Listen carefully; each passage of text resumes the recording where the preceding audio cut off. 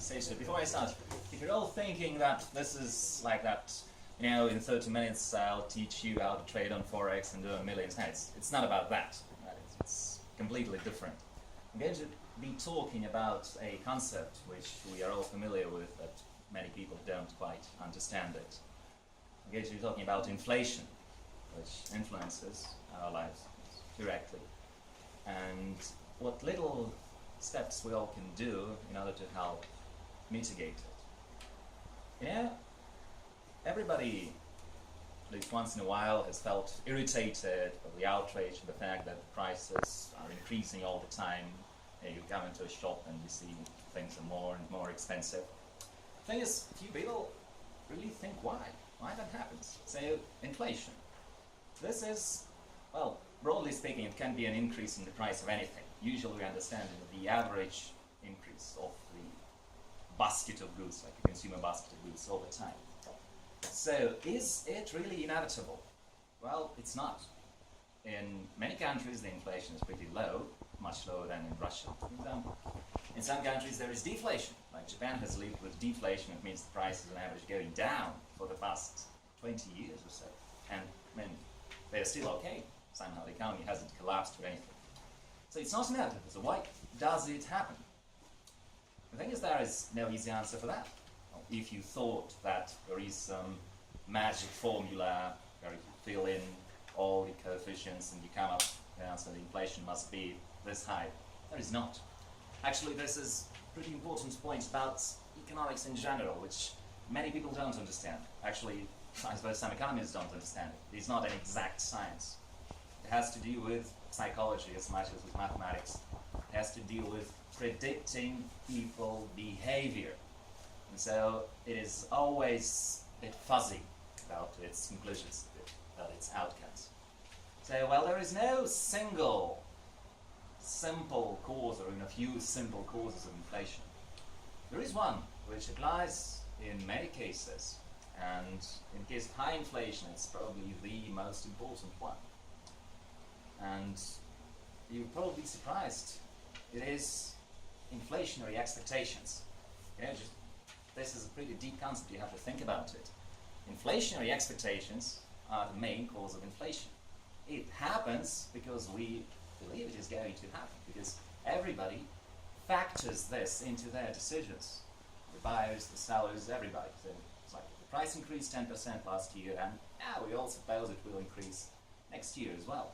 And once this wheel has started rolling, it's really difficult to stop it. Again, not because of some, law, some objective reality which just says that the prices have to increase. There is no such thing. I would doubt there are things which can be called economic laws at all, not in the sense like physics laws. But here even economic laws don't apply. There is no such thing. It happens because of psychology, because of the way people behave. So this is the first important conclusion I'd like you to remember. Now, where do the commodity traders come into all this? You might start wondering by now. The thing is, this is how I came to this thought. Actually, I work at a steel company, so I deal with commodities a lot. We buy them, we sell some of them, so I'm involved in that commodity trade. And what I noticed is that the commodity markets, well, how do you understand what commodity means? So it is like an industrial product, like coal or steel or oil. It's a generalized product which is sold on a mass scale, usually between companies, not to individuals. So there is retail trade, you go into a shop and buy something, and there is commodity trade.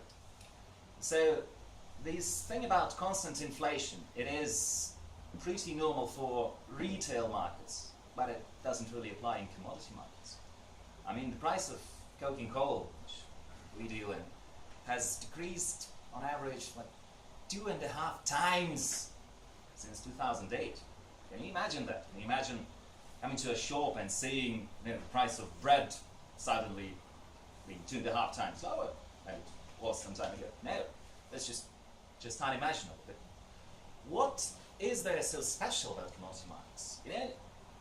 Often when this discussion starts, people start quoting cost structures that, everything is getting more expensive, electricity is more expensive, labor is more expensive. So that's why the loaf of bread, for example, must cost more and more every year. But you know what? The coal miners have the same costs, and they also keep increasing, and it does not automatically transfer into a price increase. So the thing must be about the people who operate in those markets. So in this case, commodity traders. When I say traders, I really mean not the guys speculating on the stock exchange. I don't really approve of that. I like that kind of behavior. I mean people who buy and sell stuff, like the companies, people who operate in the market.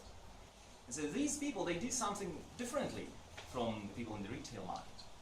Well, first of all, let's imagine somebody came to us, into my company, we are buying coal, and said, guys, you know, this year coal is going to be 10% more expensive because of inflation. Everything is getting more expensive. We would laugh in their faces.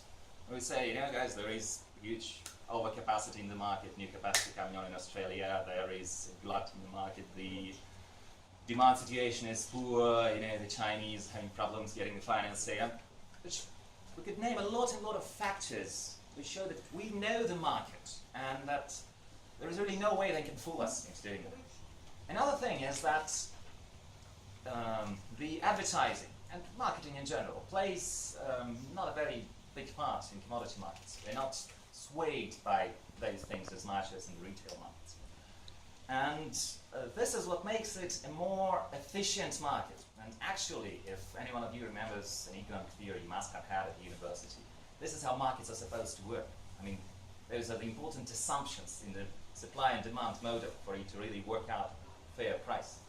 The market participants must be rational in their decisions, and they must be fully informed. So the commodity market is much closer to that than the retail market. So this is really what I would like to recommend to all of us. I understand it's not so easy, and nobody's getting overnight to turn into an expert in all the products you buy. It's more of a principle kind of thing. So once we realize that, first, there is no reason prices have to keep increasing, there must be some objective reasons for that, for a particular price of a particular product to increase. And second, that you really have to conduct at least some rudimentary supply and demand analysis. You know, if something has increased in price, you should think why. And if you see absolutely no reason for that, just because the supplier thinks that, oh, you know, the inflation is 10%, so let's raise our prices 10% again, then probably you should, you know, think about buying that product. And this way we can all not just achieve our own selfish gains, but you know, make the market mechanism more efficient and probably make the world a better place.